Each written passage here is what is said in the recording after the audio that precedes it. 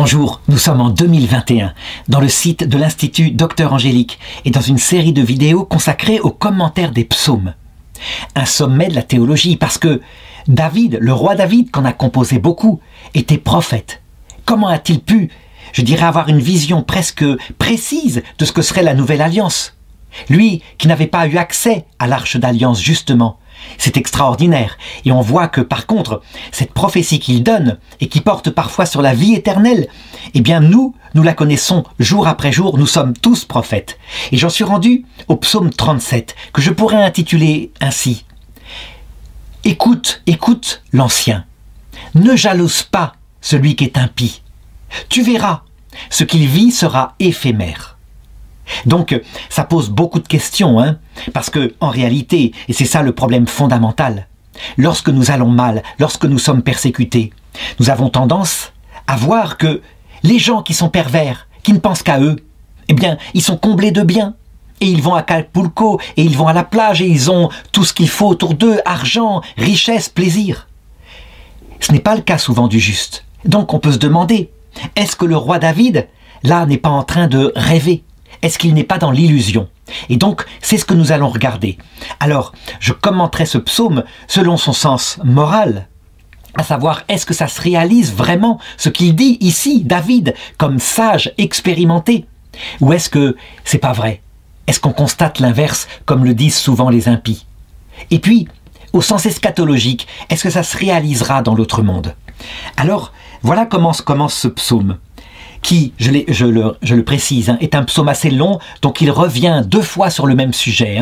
Il tourne un peu, il réinsiste, le roi David. Psaume de David. Alors voilà ce qu'il dit. « Ne t'énerve pas contre les méchants, ne jalouse pas les artisans de fausseté. Vite, comme l'herbe, ils sont fanés, flétrit le vert des pieds. » Le vert des prés, pardon. Et donc, c'est la thèse fondamentale de ce psaume. Tu es là, tu es jeune, tu regardes l'impie, tu as l'impression que tout leur réussit. Ne t'emballe pas, ne t'énerve pas, sois plus profond que ça. Ne regarde pas que ce qui est superficiel, ce que tu vois ici. Évidemment, il dit en fait que tu verras tout ce qu'ils ont eux, qui sont des biens matériels. Tout va passer, tout va casser, tout va lasser. Alors évidemment, ce n'est pas évident du tout. Et souvent, nous constatons l'inverse. En tout cas, d'abord, et donc c'est le premier passage à partir du verset 3, eh bien David va expliquer ce qu'il veut dire. Qu'est-ce qui arrive au juste? Compte sur Yahvé, agis bien, habite la terre et vis tranquille.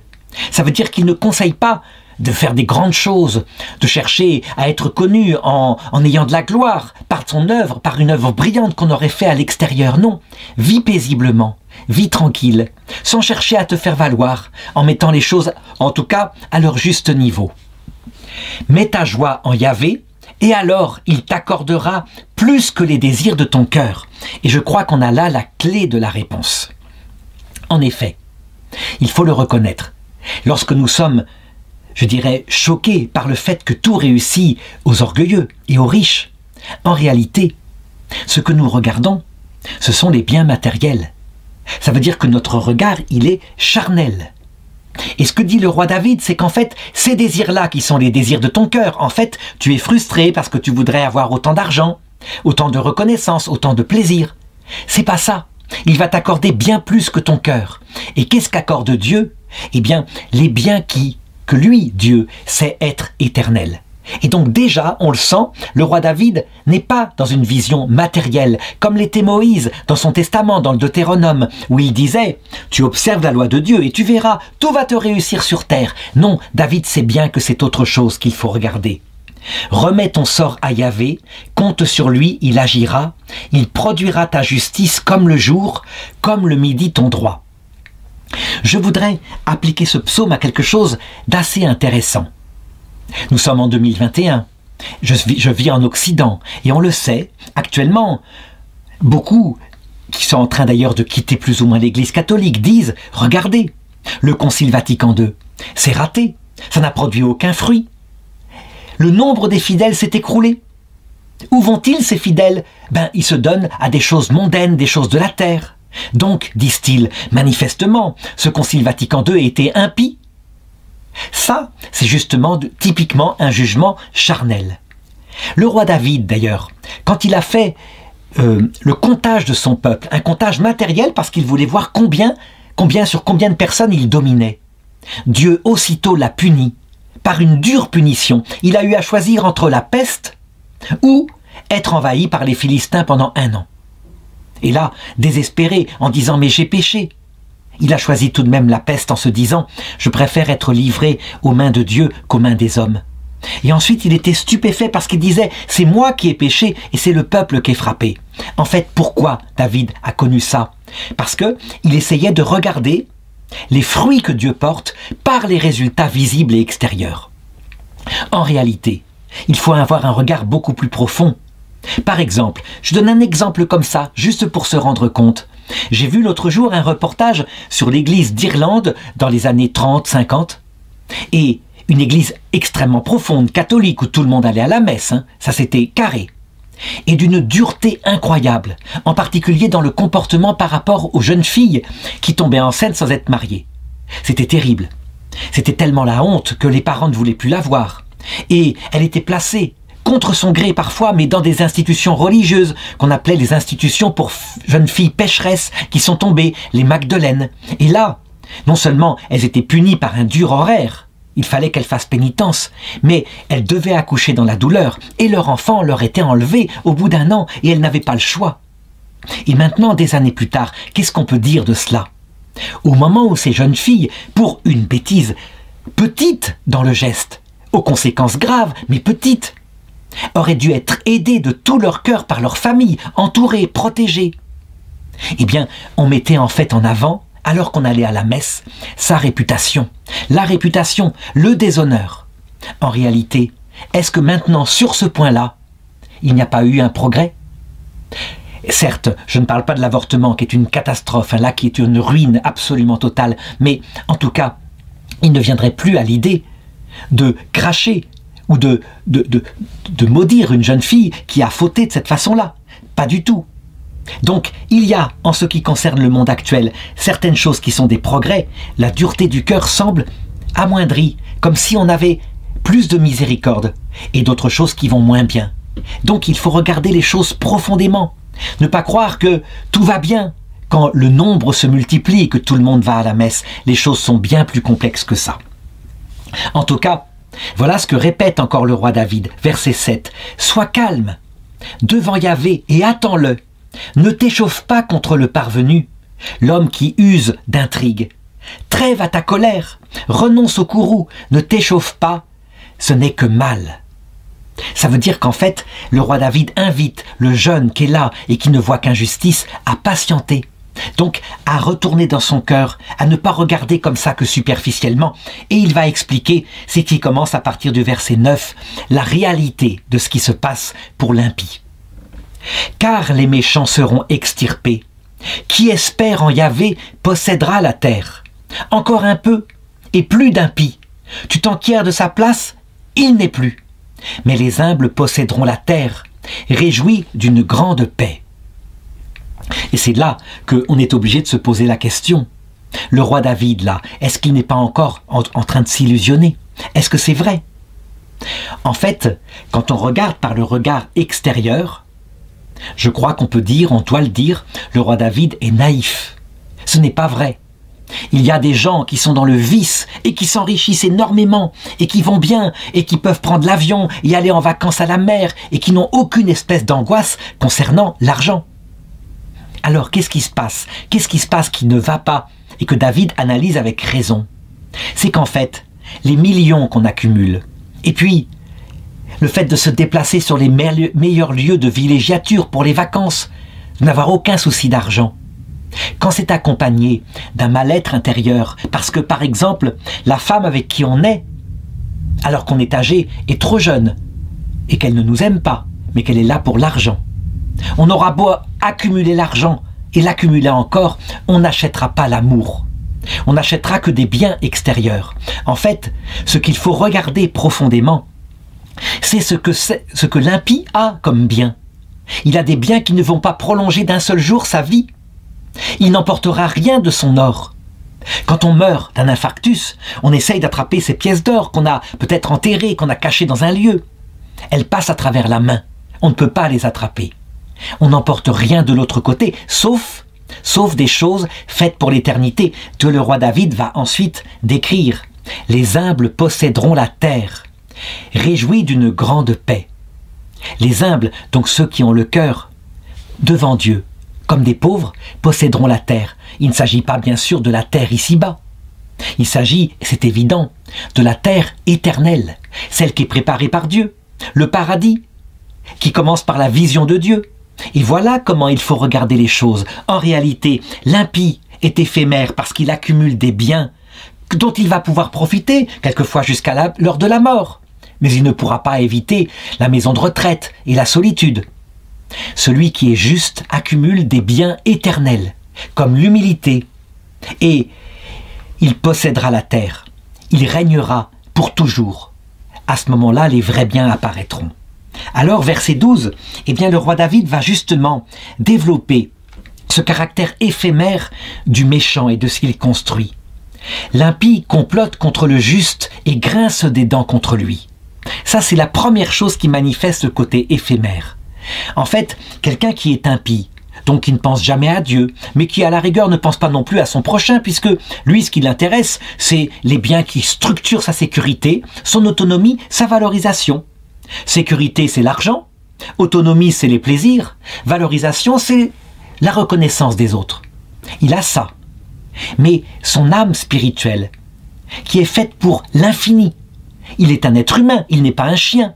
Un chien se contenterait de choses comme ça. Il va bien, un petit chien, quand il est aimé, et qu'il a du plaisir sentimental, et puis à manger, etc. Un être humain, ce n'est pas le cas. Non seulement il a besoin de Dieu, donc d'un sens profond à sa vie, mais il a besoin du prochain. Un prochain qui est là pour lui, qui l'aime et qu'il peut aimer en retour. Il ne l'a pas quand il ne pense qu'au bien matériel. Et donc, qu'est-ce qu'il se passe ?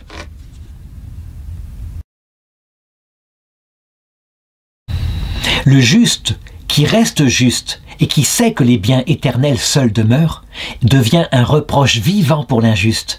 Et celui qui est injuste se met en colère et il le méprise. Mais ça fait rien. En fait, celui qui a une famille unie, celui qui a réussi à rester fidèle à ses enfants, qui n'a jamais abandonné quoi que ce soit de ce qui est important, ses amis, celui qui ne pense qu'à Dieu et qui sait qu'il emmènera avec lui ceux qu'il aime dans l'autre monde, celui-là, on ne peut rien lui enlever. Et l'impie le sent, sa conscience, elle est en feu face à son comportement. Eh bien, verset 13, le Seigneur se moque de lui, car il voit venir son jour. En réalité, les biens matériels que j'ai cités, la vie passe comme un éclair, elle passe très très vite. On se dit souvent quand on a 15 ans, 80 ans, mais c'est l'éternité, je n'aurai jamais 80 ans. Et puis on se retrouve à 80 ans, comme ça. Et on se dit, mais comment ça a pu être si rapide ? Eh bien voilà ce qui se passe, le jour arrive, le jour où la vraie valeur des biens va être manifestée.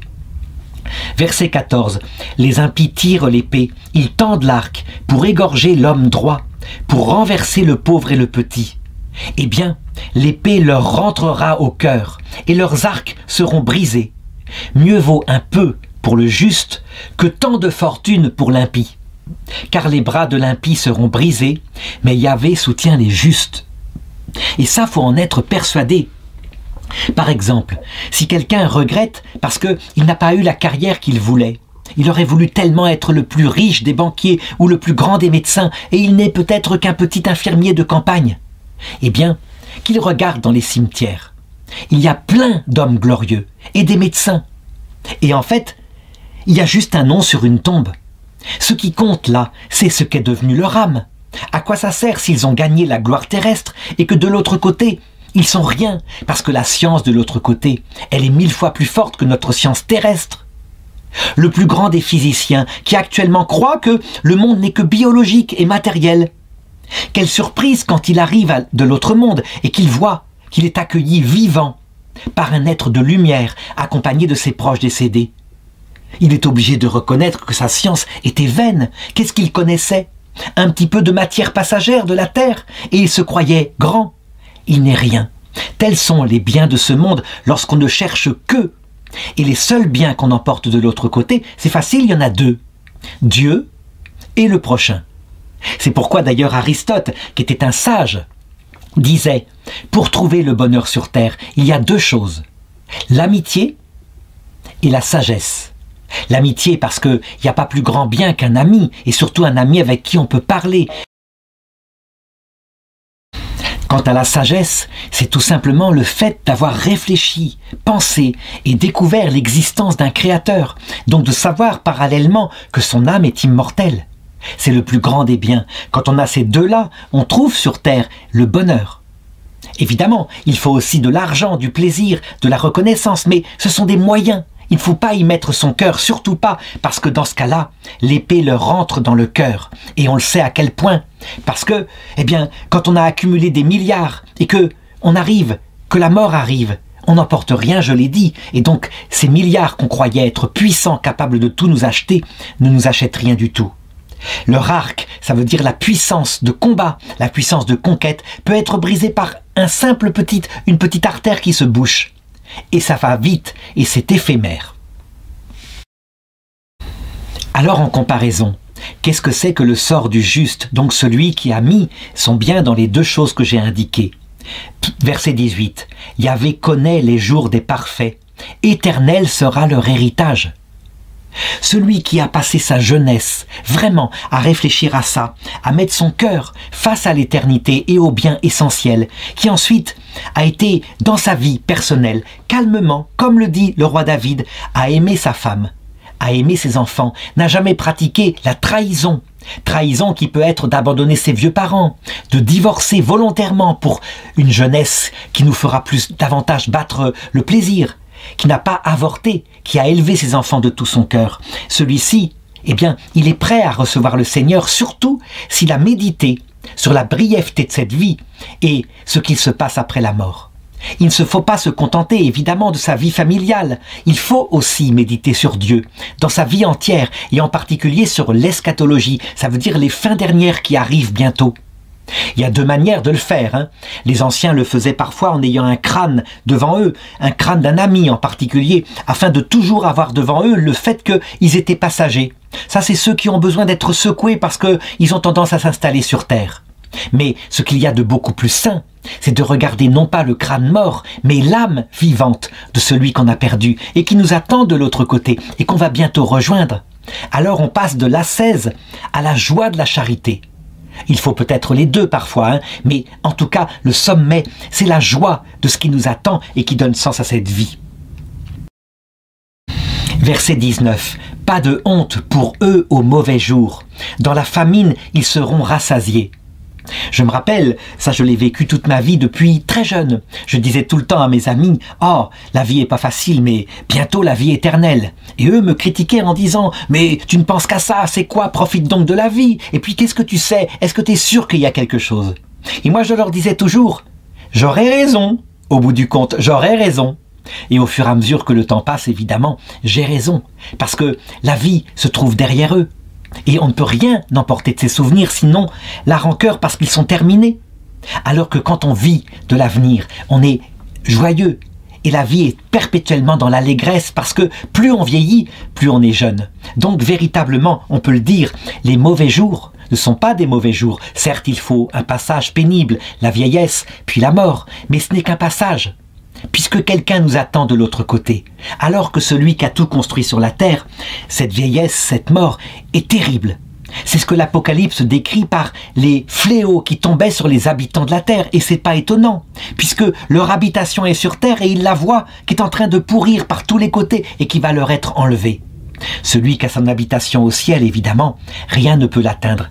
La famine, quant à elle, c'est quoi? Eh bien, c'est quand le Seigneur permet ou envoie des épreuves pour façonner notre cœur, puisque nous le savons, cette vie terrestre, pour nous croyants, est un purgatoire. Passager, mais un purgatoire. La Sainte Vierge l'a dit à Sainte Bernadette, « Je ne te promets pas de te rendre heureux en ce monde, mais dans l'autre. » Et donc, quand la famine arrive, ça veut dire que Dieu se cache pour façonner en nous un cœur humble, un cœur prêt pour la vision béatifique. Alors, eh bien, nous sommes rassasiés parce que il y a toujours ce coin, quelque part dans notre vie, qui fait qu'on sait que tout cela a un sens. Celui qui n'a construit que sur la terre le moindre pépin qui peut lui arriver, et ce sont des pépins graves que de perdre par exemple à la bourse son or quand on ne pense qu'à ça. Ou alors, si on est un habitant de la terre au sens beaucoup plus noble, quand on a tout mis exclusivement dans sa famille, ses amis, et qu'on n'a pas mis Dieu dans son cœur. Quand on perd un ami, quand on perd son épouse, eh bien c'est pareil, c'est la catastrophe totale. On ne reste pas en lien avec eux par la prière de l'autre côté, puisqu'on n'y croit pas. Comme quoi, tout cela se prépare tout au long de la vie, et tant pis si les rieurs rient, parce que la victoire sera évidemment avec le temps pour celui qui vit de la charité. Verset 20. Cependant les impies périront eux, les ennemis de Dieu. Ils s'en iront comme parure des prés, et fumés ils s'en iront. Alors là, le verset est dur, hein, mais en réalité, heureusement, nous qui avons reçu le Christ, nous le savons. Ils périront, certes, ce sera très dur. Et il suffit de regarder comment la justice immanente de notre jeunesse orgueilleuse arrive tôt ou tard, au bout de 50 ans, à peu près. Ça veut dire vers 75 ans, on peut dire qu'on paye là où on a mis son orgueil en perdant ce qui a fait notre orgueil. Tôt ou tard, qu'on se souvienne par exemple des soldats de 14, partis comme ça, en ayant comme seule idole la patrie au-dessus de tout. Et comment, 50 ans plus tard, avec mai 68, même leurs valeurs de jeunesse étaient crachées par leurs petits-enfants. Et on se dit, les petits-enfants, ils avaient raison, ils n'avaient pas ces valeurs-là d'exaltation. Pas du tout. Ils étaient dans un autre orgueil. Eux, leur orgueil à eux, vers mai 68, c'était le plaisir. Nous allons profiter de la vie, jouir sans entrave. 50 ans plus tard, 2020, qu'est-ce qu'il arrive? La vieillesse et l'incapacité à jouir, et un petit virus qui leur rappelle, attention, souvenez-vous du catéchisme de votre jeunesse, vous aussi vous êtes passagers. En tout cas, si Dieu le permet, ce n'est évidemment pas pour les envoyer dans la perdition, c'est pour les sauver. Nous savons, il va tout tenter, il l'a montré à la croix, pour sauver les gens de leur orgueil. Il les laisse simplement, il les soumet à leur désobéissance, comme le dit saint Paul aux Romains, afin de leur faire miséricorde, et donc, pour ceux qui se repentent, de les entraîner dans la vraie vie. Verset 21. L'impie emprunte et ne rend pas, le juste a pitié, il donne. Jésus le disait autrement en disant « Accumulez des biens, non pour la terre où tout pourrit, mais accumulez des biens pour le royaume éternel. » Et il disait même quelquefois « Regardez le malhonnête argent, regardez les gens de ce monde comme ils savent le gérer. » Eh bien, ayez vous, enfants de lumière, la même intelligence par rapport aux biens éternels. Sachez les générer et les accumuler comme on accumule des biens. Et pourquoi pas accumuler des actes de bonté, des actes de charité, des actes de bienfaisance. Ne serait-ce que parce que, évidemment, ceux à qui on a fait du bien, si nous avons des péchés, ils prieront pour nous, ils nous aideront à sortir du purgatoire. Verset 22. Ceux qu'il bénit posséderont la terre, ceux qu'il maudit seront extirpés. Ça, c'est quelque chose qui paraît frappant et ne pas correspondre à Jésus. En réalité, ça veut dire simplement que, justement, Dieu peut donner la bénédiction intérieure à celui qui est juste et humble, et celui qui a pourtant plein de richesses extérieures, il peut lui donner une malédiction, pas pour le perdre, encore une fois, mais pour le sauver, par exemple par la famine spirituelle de son âme insensée, les angoisses qui se multiplient et sa vie qui file. Tout ce que fait Dieu, y compris quand il maudit ce qu'il extirpera, c'est pour les sauver. Ne seront perdus en fin de compte que ceux qui, gaillardement, en toute lucidité, auront refusé de se repentir jusque face à lui à l'heure de la mort. Yahvé mène les pas de l'homme, ils sont fermes et sa marche lui plaît. Quand il tombe, il ne reste pas terrassé, car Yahvé le soutient par la main. Tel que c'est dit ici, et je vais le regarder dans le verset suivant, où là, David carrément se pose en personne d'expérience. Tel que c'est dit ici, certains diront, mais c'est pas ce qu'on voit. On ne voit pas que celui qui tombe et qui est humble est tout de suite relevé par Yahvé. En réalité, c'est parce qu'on ne voit pas ce qui se passe dans l'âme. Et voilà pourquoi je pourrais aborder la troisième partie de ce psaume à partir du verset 25, justement par David qui exprime son expérience, et ce qui me permettra de répondre à la question posée au début de ce psaume. « J'étais jeune, dit-il, j'ai vieilli, et je n'ai jamais vu le juste abandonné, ni s'aligner cherchant du pain. Tout le jour il a pitié, il prête, sa lignée sera en bénédiction. Évite le mal, agis bien, tu auras une habitation pour toujours. La réalité factuelle, c'est que ce n'est pas vrai. Par exemple, qu'on se souvienne du père de Bernadette Soubirous, un homme doux, généreux, qui, quand il moulait, il la tenait à un moulin, lorsqu'il, oui, je ne sais plus comme le verbe, j'arrive pas à le dire, hein. En tout cas, quand il faisait la farine, eh bien, il ne faisait pas payer parfois parce que il disait « vous paierez quand vous pourrez ». Il ne voulait pas oppresser les gens qui étaient pauvres comme lui. Eh bien, il fit faillite. Il fut dans la misère, et la misère lui tomba dessus, sans arrêt. Un jour, une planche disparut dans la rue. On lui fit faire 2 jours de prison parce qu'on l'avait accusé de l'avoir volée. Une planche pourrie que personne ne récupérerait à notre époque. C'est tellement relatif. Et donc, on voit quelquefois que le pauvre, généreux, est encore plus pauvre à cause de sa générosité, tandis que le radin, qui accumule son tas grossi, il manque de rien. Donc, on pourrait dire, est-ce que David n'est pas dans l'illusion ? Il dit ensuite, verset 27, « Évite le mal, agis bien, tu auras une habitation pour toujours. Car Yahvé aime le droit, il n'abandonne pas ses amis, les malfaisants seront détruits à jamais, et la lignée des impies sera extirpée. » Alors, comment répondre à ça? D'autant plus qu'il continue, il le dit au verset 29, « Les justes posséderont la terre, en tout cas pas la terre d'ici-bas. Au contraire, ils sont méprisés très souvent. Et ils habiteront pour toujours. » Quand il emploie le mot « pour toujours », quand l'Esprit Saint lui fait utiliser ce mot, attention, tout de suite il faut penser, en fait il parle de l'éternité. La bouche du juste murmure la sagesse et sa langue dit le droit. La loi de son Dieu est dans son cœur, ses pas ne chancellent pas. Est-ce que c'est vrai? Le Christ lui-même a montré l'inverse. Il a porté la croix, il est tombé 3 fois. Donc encore une fois, dans l'expérience, on pourrait dire David se trompe. Alors de quoi parle-t-il? En fait, il parle d'autre chose, quelque chose qui ne se voit pas. Il parle de ce que Jésus appelait le royaume de Dieu. Et il le disait. Le royaume de Dieu ne se laisse pas voir comme cela de l'extérieur. Le royaume de Dieu est à l'intérieur de vous, et je vais le décrire tout à l'heure. Verset 32. L'impie guette le juste et cherche à le faire mourir. À sa main, Yahvé ne l'abandonne, ne le laisse en justice condamné. C'est souvent l'inverse. Le juste opprimé, il perd son procès. Les juges sont pour le riche. Ils ont tout intérêt à ne pas faire justice à ce misérable qui ne pourra pas lui apporter en retour un bienfait. Alors, de quoi parle-t-il? Espère en Yahvé et observe sa voie, il t'exaltera et tu posséderas la terre, tu verras les impies extirpés. Alors là, vraiment, parce que je ne peux pas continuer si longtemps, hein, je voudrais donner l'explication. En fait, elle se trouve expliquée en Marc, chapitre 10, verset 29. Je lis le texte, il est surprenant. Jésus déclara, « En vérité, je vous le dis, nul n'aura laissé maison, frère, sœur, mère, père, enfant ou champ, à cause de moi et à cause de l'Évangile, qui ne reçoivent le centuple dès maintenant, au temps présent, en maison, frère, sœur, mère, enfant et champ. » Et là, c'est là que le mot est important à comprendre. Avec des persécutions, et dans l'autre monde, la vie éternelle. Beaucoup de premiers seront derniers, et les derniers seront premiers. Voilà, on le comprend. Quand il dit « avec des persécutions », tout est dit. Ça veut dire qu'en fait, quand Jésus dit qu'on laisse maison, frère, sœur, terre, mère, il veut dire les biens de la terre, ceux qu'on considère comme des biens de la terre. C'est-à-dire quand on aime son frère uniquement pour la gloire qu'il peut nous apporter, ou pour l'argent parce que c'est une sécurité. On abandonne ce genre d'amour-là.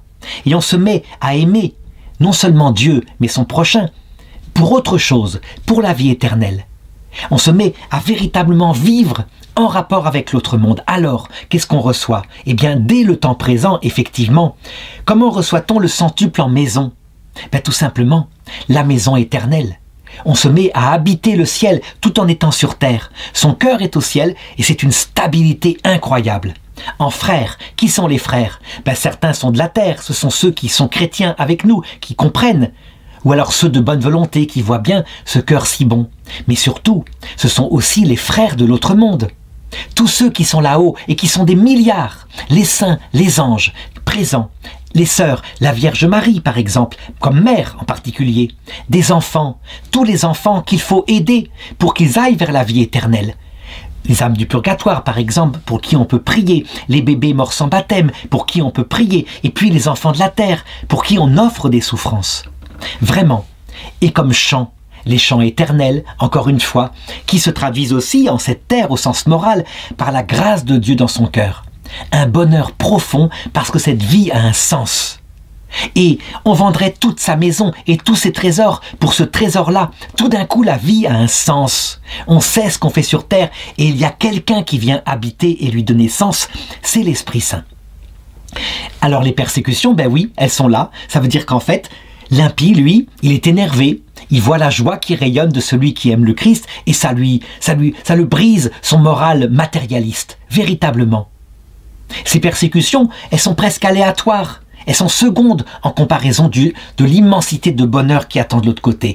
Donc en fait, finalement, ce dont parlait le roi David, c'était tout simplement « Tu renonces aux biens de la terre en les mettant à leur juste place, des moyens utiles. Tu n'aimes les choses que dans leur rapport à l'éternité. » Ça veut dire en sachant que ta maman que tu aimes, tu la retrouveras dans l'autre monde et donc que tu peux l'aimer dès cette terre, que son âme est immortelle. Ta femme pareil, tes enfants, tu leur donnes la vie avec la joie que tu donnes à des petits êtres, la vie éternelle. Et tu obtiens tout ce qu'il dit. Extérieurement, on ne verra rien. Tu seras peut-être pauvre, tu seras peut-être persécuté, tu n'auras pas de carrière brillante puisque, comme le professeur Lejeune qui disait « Attention, l'avortement, il faut protéger les enfants trisomiques », eh bien sa carrière et son prix Nobel partis par cette parole-là. Il le savait bien. Mais quelle importance! Qu'est-ce qu'il ferait d'un prix Nobel, le professeur Lejeune, lui qui est mort maintenant, par rapport à la récompense éternelle, qui sera peut-être un jour béatifié, peut-être canonisé, parce qu'il a défendu les plus petits. C'est tellement plus grand, les biens éternels. Et donc, au verset 31, David le dit, « La loi de son Dieu est dans son cœur. Ses pas ne chancellent pas. » Mais spirituellement, ses pas peuvent très bien chanceler en ce qui concerne l'argent, les honneurs et puis les plaisirs. L'impie guette le juste et cherche à le faire mourir. À sa main, Yahvé ne l'abandonne, ne le laisse en justice condamné. En réalité, l'impie peut très bien obtenir que le juste soit condamné en justice. La justice, là où le juste n'est jamais condamné, c'est la justice devant Dieu. Il faut le savoir lorsqu'on perd un procès où on était juste, on était dans la droiture et que le juge ne nous a pas fait droit parce qu'il était léger ou alors superficiel ou alors qu'il a fait droit au plus puissant. Il y a un procès auquel l'impie ne pourra pas échapper et qui sera gagné par celui qui se comporte bien. C'est le procès éternel. On n'échappe pas à la justice de Dieu, bien sûr. Verset 34, « Espère en Yahvé, observe sa voie, il t'exaltera et tu posséderas la terre, tu verras les impies extirpés. » Est-ce que c'est vrai qu'on les voit extirper, les impies? Pas toujours. Il faut arriver à des moments où, justement, ils arrivent à la fin de leur cycle sur la terre. Par exemple, quand je pense aux prêtres qui ont été ordonnés dans la fidélité à l'Église dans les années, mettons, 60, et qui ont vu, d'un coup, leur vocation être marginalisée quand ils voulaient rester fidèles au vrai sens profond et spirituel de Vatican II, marginalisés, mis de côté, sans fidèles pratiquement, méprisés par leurs collègues prêtres qui, eux, disaient « ce qui compte, c'est de construire le monde ici-bas, et nous allons créer un humanisme ». Et Jésus-Christ est le plus grand des révolutionnaires. Il semblait extirper de la terre ces justes-là. En fait, c'est tout l'inverse qui se passait. Quant à la voir sur terre, la victoire, souvent, c'est nous qui venons maintenant, en fin de cycle d'une génération, celle de mai 68, qui allons peut-être voir les fruits et les récolter pour ceux qui auront travaillé pour nous, à savoir toutes ces mamans catéchistes, tous ces prêtres, tous ces gens qui dans les années 60-70 ont continué, je dirais, fermement à annoncer l'évangile et n'ont eu aucun fruit en apparence. Donc, toujours pareil, regardez les fruits éternels. Alors, verset 35, le roi David explique un peu mieux, justement, ce qu'il en est de la gloire des impies. « J'ai vu, dit-il, j'ai vu l'impie s'élever comme un cèdre du Liban. » Ça veut dire qu'en fait, oui, il le reconnaît. Extérieurement, il produisait des fruits extérieurs grandioses. Il n'y a pas une plus belle plante que le cèdre du Liban. Je suis passé et voilà qu'il n'était plus. Je l'ai cherché, on ne l'a pas trouvé. Et c'est vrai. Par exemple, la vanité de ce qui se passait il y a 50 ans quand on dansait à Woodstock, qu'on prétendait qu'il n'y avait aucune contrainte sexuelle, même la fidélité, pas de respect, uniquement prendre son plaisir. Eh bien, 50 ans ont passé et le grand cèdre du Liban, immortel, qui avait fondé une civilisation en Europe sur l'avortement, comme étant le sommet de la découverte de la liberté, le divorce, pour se libérer aussi d'une attache. Que reste-t-il, si ce n'est des personnes âgées, solitaires, qui vont avoir besoin d'être soutenues pour les moments difficiles qui arrivent? Regarde le parfait, vois l'homme droit. Il y a pour le pacifique une postérité, mais les pécheurs seront tous anéantis. La postérité des impies sera extirpée. Ce qui est fabuleux, c'est qu'en ces années, là où je parle, eh bien, justement, on est dans une période où on voit sortir, de manière incroyable, ce qui était caché, le péché qui avait été caché dans ces années-là, à savoir la manifestation des abus sexuels qui ont été faits sur des femmes, mais aussi par des femmes. On le voit sortir de tous les côtés. Moi, je m'attendais à ce que les choses soient dévoilées par le fait que cette génération, qui avait poursuivi les anciens nazis jusque dans leur tombeau, soit dénoncée pour leur soutien au communisme assassin, à Pol Pot, à Staline, etc. Ce qu'ils avaient tous fait, et à Mao Tse-tung à cette période-là. Apparemment, c'est pas par là que leur rattrape la justice immanente de la vie, mais par leurs péchés, qu'ils prétendaient être libération sexuelle et qui ont provoqué tellement de souffrance. Alors je sais, certains prennent ça en se disant « quel soulagement ! On voit bien, finalement, la vérité se montre ». Il faut éviter de le prendre comme une vengeance. Il faut le prendre vraiment avec beaucoup de miséricorde en regardant cette génération, parce que tout de même, sa réaction fut peut-être exagérée et orgueilleuse, mais elle réagissait à un autre orgueil, celui de la génération d'avant. Donc, ils croyaient bien faire. Et c'est comme ça que le Seigneur les recevra. Il se fera leur avocat. Il extirpera ce qui est péché, orgueil, absurdité dans leur révolution. Mais il gardera ce qui était de bonne volonté, afin qu'ils puissent, sans se désespérer, être pardonnés et un jour entrer au paradis. Le salut des justes vient de Yahvé, lieu fort au temps de l'angoisse. Yahvé les aide et les délivre, il les délivrera des impies, il les sauvera quand ils s'abritent en lui. Voilà, tout est dit. Et j'espère que ce commentaire de psaume aidera chacun à relativiser les biens de la terre, ne plus vivre d'espoir.